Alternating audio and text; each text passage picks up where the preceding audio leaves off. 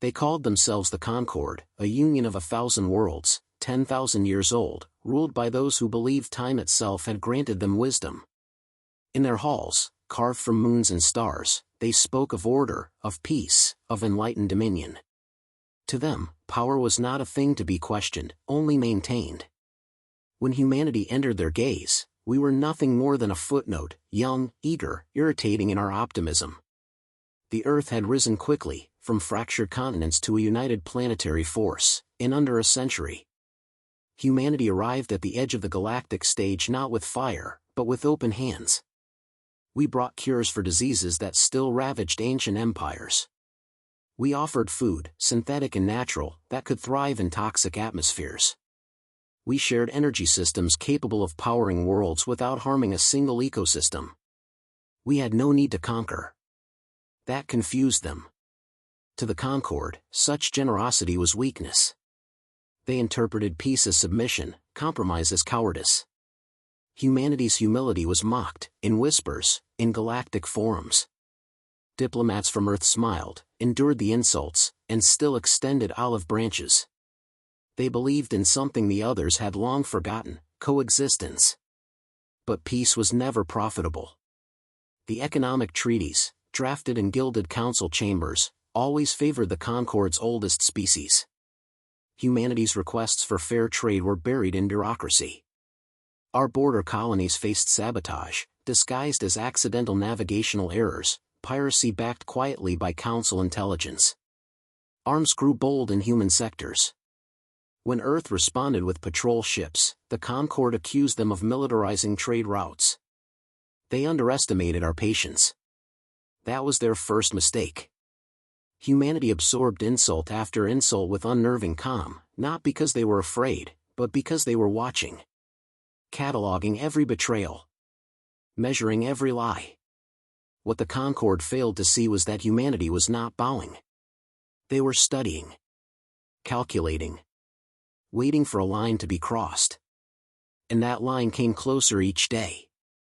The children of Earth, born under unified governance, had no ancestral loyalty to kings or corporations. They were taught that strength without justice was tyranny. But they were also taught that when justice fails, strength alone must stand. This was a civilization that had turned deserts green, that had colonized their own solar system, without divine guidance or alien aid. Their will was forged in extinction events, world wars, and oceans of blood. They knew how to bleed. More importantly, they knew how to endure. Still, they hoped. They sent envoys to the homeworlds of the oldest species, even those that had stolen from them. They forgave, repeatedly. They petitioned the council not with threats, but with facts, numbers, evidence. They were ridiculed for their trust in process. They were warned, subtly, of course, to remember their place. One Concord speaker famously said, "The humans are enthusiastic. They burn bright. But they are a candle. The council is the void. And the void always wins." He was wrong. What the void had never encountered was a flame that refused to die. A fire that remembered. A species that could smile while burying its fallen, then rebuild with one hand and defend with the other. They saw only Earth's tolerance, not the pressure building behind it. And so, the Concord laughed louder. They pushed harder. They thought the humans could not break the game. But Earth had never played by their rules. Humanity was not old. It was not divine. But it was relentless. The day would come, a moment, when the 1,000 whispers would fall silent, and a single voice would rise. Not in rage. Not in chaos. But in clarity. Enough. And that single word, simple, human, would shake the stars from their arrogance and remind the galaxy of a truth forgotten long ago. Kindness is not surrender. Patience is not weakness. And when pushed beyond the edge, humanity does not fall. It rises. They should have listened sooner. It began with a message, fragmented, static-laced, relayed through distant outposts before vanishing into silence. A human colony, Aurora 4. Known for its art, agriculture, and zero military presence, had gone dark. Not a distress signal. No sign of evacuation. Just nothing. Earth's attempts to contact its people were met with emptiness. Within hours, unfiltered footage surfaced on independent galactic networks. Grainy. Raw. Unedited. A shattered sky. Children running through flame. A flag once flown in hope trampled beneath armored boots. The attackers were unmistakable: the Vorten Imperium, a high-standing council species, notorious for arrogance and sanctioned brutality. Their justification? A mineral vein, barely valuable, claimed under ancient Concord resource expansion laws. A law written to shield the powerful and strip the weak. The human delegation demanded an emergency assembly. Evidence was laid bare: names, coordinates, timestamps, telemetry. The council chamber, opulent and cold, sat unmoved.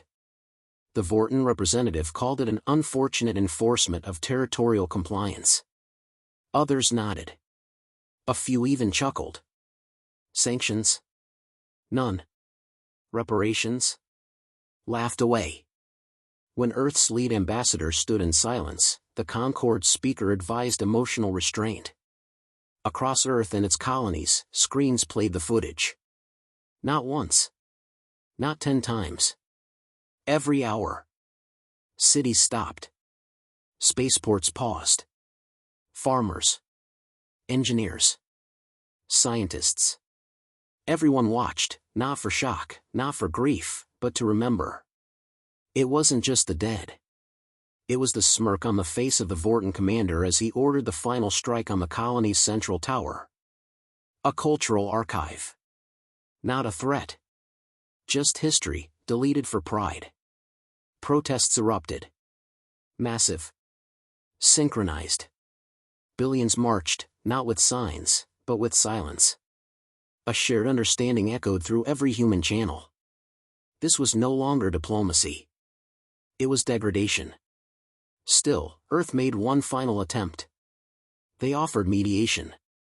Reparations. To be paid from their own reserves. Even resettlement incentives. The Council dismissed the proposal within minutes, citing precedences must be upheld. They accused humanity of manufacturing outrage for political leverage. Then came the silence. No more transmissions. No responses. Human stations stopped broadcasting to the Concord grid. Earth's embassies closed overnight. Fleets repositioned without declaration. Cargo haulers vanished from common trade lanes. Diplomatic silence. But not peace. Outposts, once open forums, now stood guarded by autonomous defense grids. The Concord saw this as retreat, a quiet surrender. They believed the humans had been broken, that beneath their technology and rhetoric, they were still that same emotional species, incapable of real resolve. But something had shifted. Weeks passed. Concord surveillance drones attempted to enter Sol. None returned. Probes malfunctioned near human borders.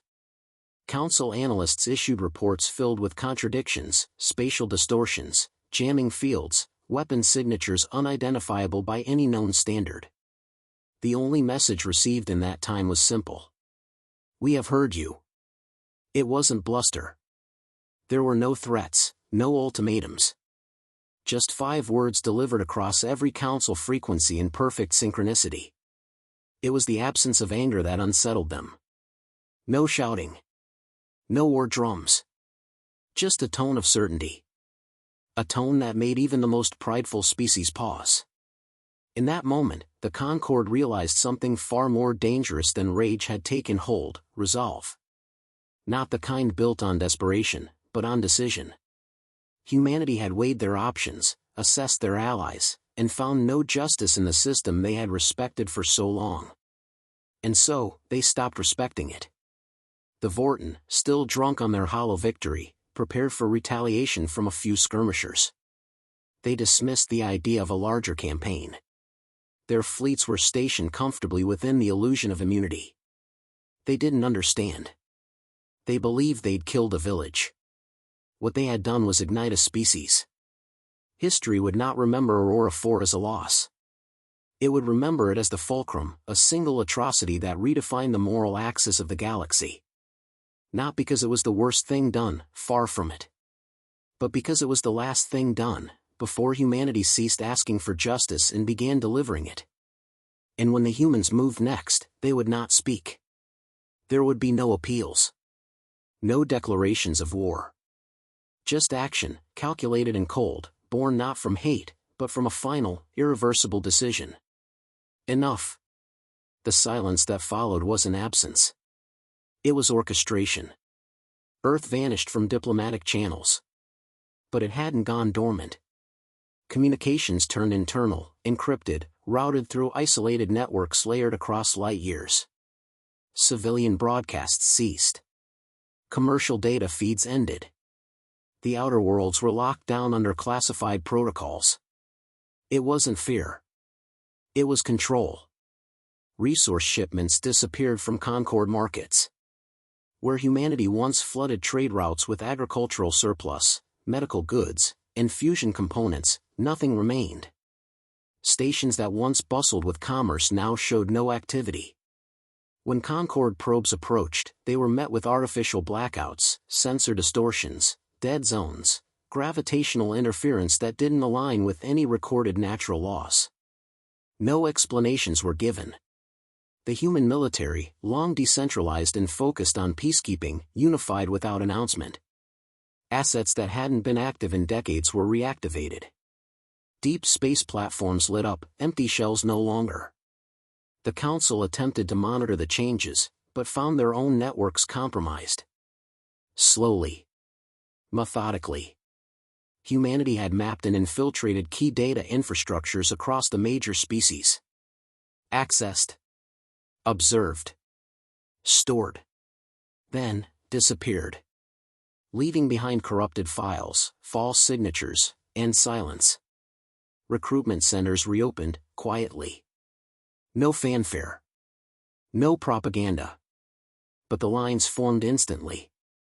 Not out of obligation, out of choice. Engineers. Coders. Exobiologists. Even philosophers stepped forward. Not for revenge. For clarity. Every volunteer understood. They weren't going to war. They were becoming something else, a wall the galaxy would never cross again. Terraforming projects shifted focus. No longer centered on agriculture or civilian expansion. They transformed barren rocks into fortified installations. Orbital patterns changed. Lunar sites that once housed observatories now bristled with defensive arrays. Civilian spacecraft designs were modified, up-armored, retrofitted with experimental drive systems that defied Council classification. In deep space, away from Council eyes, old Terran powers collaborated without friction. No rivalries. No debates. Agencies once in competition pulled knowledge into a single silent directive: prepare. Artificial intelligences, previously shackled by ethical restrictions, were granted conditional autonomy. Not to control, but to protect. Massive simulations ran non-stop, projecting every conceivable conflict scenario. The humans weren't building an army. They were building inevitability. The Concord tried to re-engage. Their envoys sent carefully worded messages of concern. All were ignored. A handful attempted direct landings on human soil. None made it past orbit. Not because they were shot down, but because they were rendered inert by systems they couldn't detect. Their ships drifted, powerless, until retrieved, returned without a scratch. Without a single explanation. What few Council agents remained on Earth reported drastic behavioral shifts. Public institutions remained calm. But beneath the surface, something else moved. Cities were quieter. More focused. Every action, every initiative, executed with purpose. It was as if an entire civilization had shifted from dialogue to execution. No chaos. No panic. Only resolve. A cultural pivot, from patience to posture. In the asteroid belts, massive constructs emerged, autonomous shipyards with no personnel. Machines assembling machines. Not crude. Not rushed. Elegant in design. Terrifying in scale. They bore no markings. No identifiers. Just geometry. Clean. Cold. Efficient. Fleets weren't being built. Weapons weren't being produced. Entire systems were being converted into mechanisms of deterrence, designed not to fight battles, but to end them before they began. The Concorde saw only fragments. And what they saw contradicted every doctrine they understood. The humans had no war chance. No grand declarations. Their silence was not passive. It was predatory. Each delay in response. Each unanswered transmission. Each lost probe. It was calculated. Measured. Filed. There were no threats. No warnings. Just method. The galaxy didn't understand yet. But the pieces were moving, quietly. Precisely. Without mercy or haste. And though no banners were raised. Though no blood had yet been spilled. The message had already been written in the stars. Humanity had not fallen back. It had stepped away. To sharpen the blade. No warning came. No preliminary strikes. No grand entrance. They simply appeared. 5 vessels. Each positioned above a different core world of the Concorde. Not fleets. Not armadas. Just 5. The Council dismissed the reports at first, convinced it was a bluff. But as systems failed, they understood. These were not conventional warships. They defied classification. Larger than anything recorded. Yet utterly silent. No visible propulsion. No recognizable weapon ports. They didn't orbit. They hovered, immovable. Deliberate. The first reaction was panic. Defense grids activated. Targeting systems locked on. Yet, nothing. Fired, not because they couldn't, but because every targeting system simply shut down. One by one, defensive satellites blinked out. Surface-to-orbit batteries received phantom inputs, looping erroneous diagnostics until power failed completely. Communications scrambled. Data feeds corrupted in real time. No external signals. Just silence and failure. Then came the broadcast. Not through Council channels, but directly into Neurocom links, bypassing hardware. A voice, not human, not mechanical, delivered a singular message, in every native tongue, every dialect. This is not conquest. This is consequence. It played once. Then never again. The 5 ships released no energy. They emitted no heat. Yet, without firing a single shot, they dismantled centuries of infrastructure. Orbital defense rings vanished. No debris. No fire. One moment present, the next, erased. Spaceports were locked down. Internal systems overridden. Their own gravity turned against them, flattening every active launch bay into silence. Every act was precise. Deliberate. And cold. The species responsible for Aurora, gone. Not invaded. Not bombarded. Gone. Their planet. Their colonies. Every vessel in transit, erased. Where their sun once burned, now, there was only dust. Not a trace remained. Council sensors failed to register the transition. 1 minute it existed. The next, nothing. The other Concorde species demanded answers. But none came. Attempts to retaliate fell flat. Fleets mobilized in nearby sectors encountered nothing and never reported back. Patrols sent to investigate simply stopped transmitting. And when recovery teams followed, they found empty ships adrift. Systems intact. Crews missing. No signs of struggle. No distress calls. Just vessels, turned into hollow memorials. Panic took root. On the surface, civilians rioted. Not against the humans, in their name. Holy screens across major cities displayed the footage from Aurora 4 on repeat, now paired with transmissions from human colonies rebuilding in silence. No propaganda. Just images. Hope restored by the very species that had once been mocked for their optimism.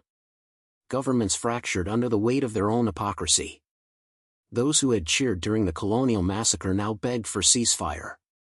There was no response. Because the humans weren't negotiating. They weren't invading. They were erasing. Power structures built on centuries of exploitation, undone.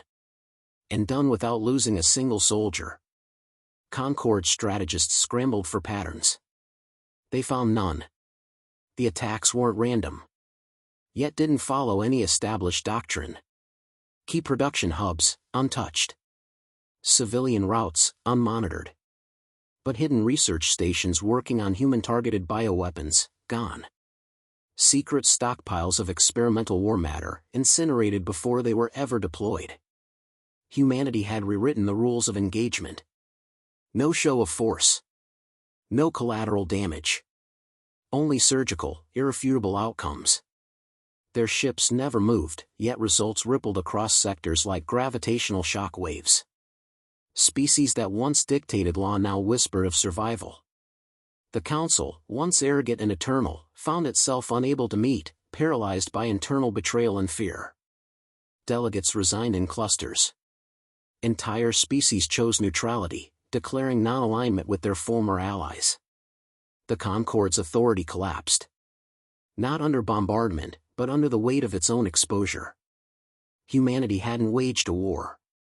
They'd pulled back the curtain and let the galaxy judge. In the end, Earth spoke once more, this time through every reclaimed frequency.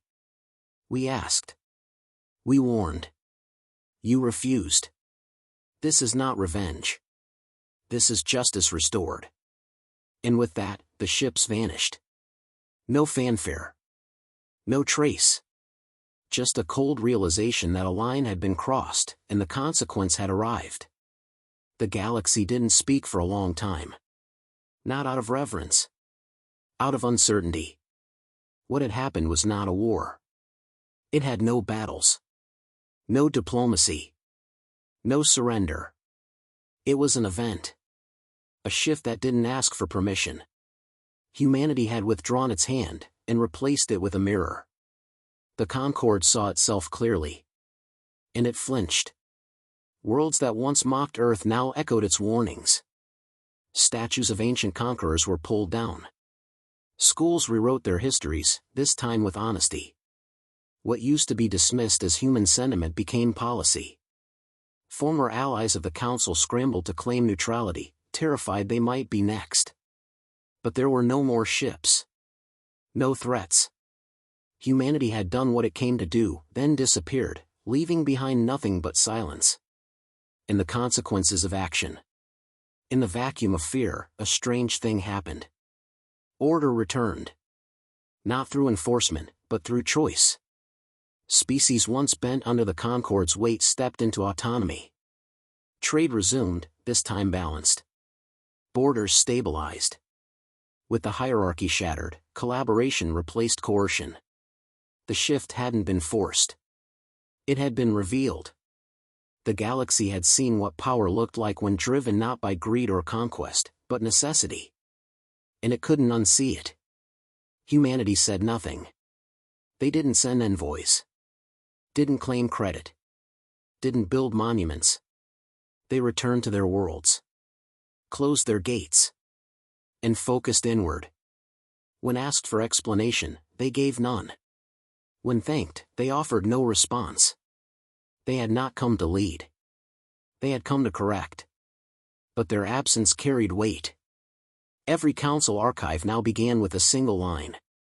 Do not test Earth's silence. Children across species grew up with stories, not of terror, but of awakening. Some feared the humans. Others admired them. But no one ignored them. In the vacuum left behind, Earth became more than a planet. It became a warning. Written into the laws of physics. Yet humanity had not become cruel. They did not extract tribute. They did not demand loyalty. They simply watched. And because of that, entire civilizations adjusted. Corruption rates dropped. Militaries shrank. AI governance expanded, learning from Terran principles once dismissed as primitive. Ethics commissions formed, not by decree, but from fear. Fear of what silence might awaken again. Academics studied the human response for generations. Some called it strategic genius. Others labeled it asymmetrical doctrine. A few, the wisest, understood the truth. It was restraint. Maintained to the final second, until there was no other option. And when that option arrived, it was applied not emotionally, but with the weight of history behind it. The ones who truly understood didn't fear the dreadnoughts. Or the vanishing systems. They feared the quiet after. That silence carried a message no words could express. We tried. You refused. This is what follows. And still, Earth waited. They returned to building. Not weapons, but futures. Their fleets no longer patrolled foreign stars. They tended to their own, constructing systems of self-reliance, not dominance. But their deterrence remained. Written not in steel, but in memory. The galaxy had touched a boundary it never saw. And it recoiled. Not from pain, but from shame. In time, alliances formed. Not forged from necessity, but trust. Humanity joined no councils. They made no pledges. Yet, when they spoke, others listened. Not because of fear, but because they had proven that action, when held back long enough, becomes something sacred. Something undeniable. A final choice that cannot be undone. What came after wasn't peace through fear. It was order through memory. And so, the galaxy moved forward. Shaped forever by a single word. Spoken without rage. Without pride. Just certainty. Enough.